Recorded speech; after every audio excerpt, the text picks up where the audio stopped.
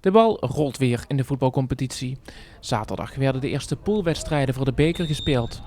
NVC 19 begon deze tegen naaste buur Koningslust. Een echte derby dus. Voor Romy Daniels uit Maasbree een bijzondere wedstrijd. Zij support twee goede bekenden die bij beide clubs spelen.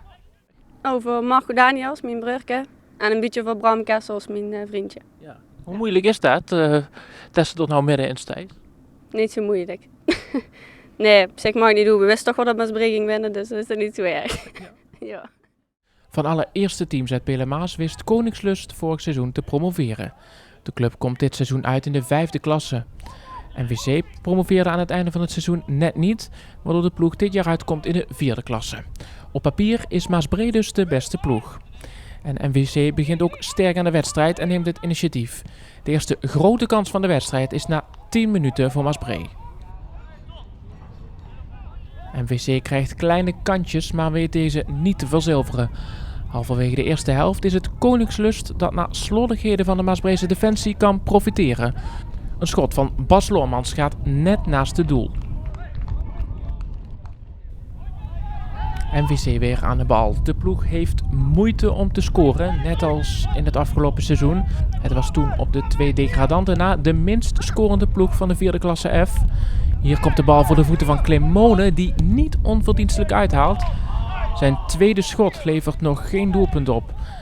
Maasbree weet dat er wat in de lucht hangt. Hier een vrije trap, genomen door Marco Daniels. Daniels is na een uitstapje bij Volharding terug bij NVC. Maar ook nu nog geen doelpunt voor de thuisspelende ploeg. Vlak voor rust misschien wel de grootste kans voor Maasbree. Ron van der Kerkhof geeft een diepe bal op Joris Timmermans. Maar het zijn de handen van keeper Dennis Jansen die Koningslust op de been houden. De ruststand is 0-0. In de tweede helft, NVC komt sterk uit de startblokken. Hier een voorzet van Timmermans en het is Ron van der Kerkhof die scoort. Van der Kerkhof, die net als vorig seizoen erg belangrijk is voor zijn ploeg, maakt hier het eerste doelpunt van de wedstrijd.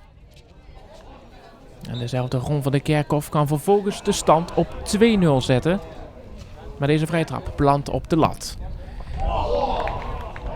Keeper Dennis Jansen van Koningslust laat zien dat hij belangrijk kan zijn. Ook hier een prachtige redding.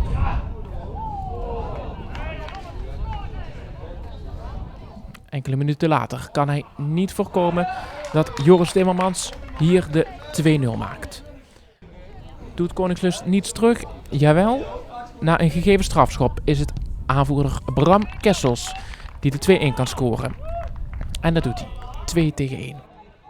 De strijd lijkt dan al gestreden, zeker als NVC de 3-1 maakt door een schot van invaller Jeroen Cox. Het doelpuntenaantal van NVC kan nog groter worden als Joris Timmermans in het strafschopgebied wordt gevloerd en de scheidsrechter een strafschop toekent. Ron van der Kerkhof gaat achter de bal staan en schiet vanaf 11 meter de 4-1 in.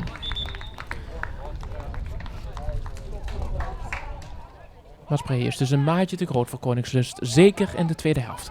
Dit is Marco Daniels. Hij weet in de laatste minuten van de wedstrijd hier de bal voor te zetten.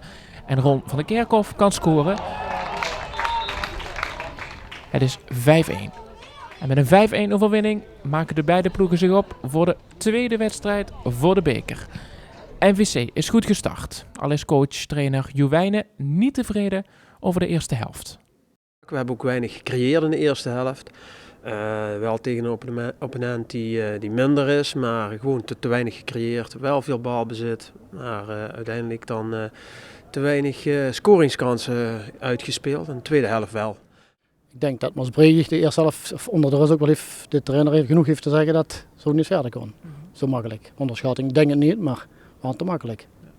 Wat zijn uw ambities voor dit seizoen? Nou ja, we zijn vorig jaar tot in de finale wedstrijd geweest voor promotie. Dus voor minder doen we het niet. Zo simpel is het eigenlijk. Ja. Dus u wil promoveren? Wij willen wel promoveren, zeker. Ja. En de andere uitslagen van de derbies uit deze eerste bekerronde. Bevo en Panningen spelen met 3-3 gelijk. En Balo wint met 5-0 van Grashoek.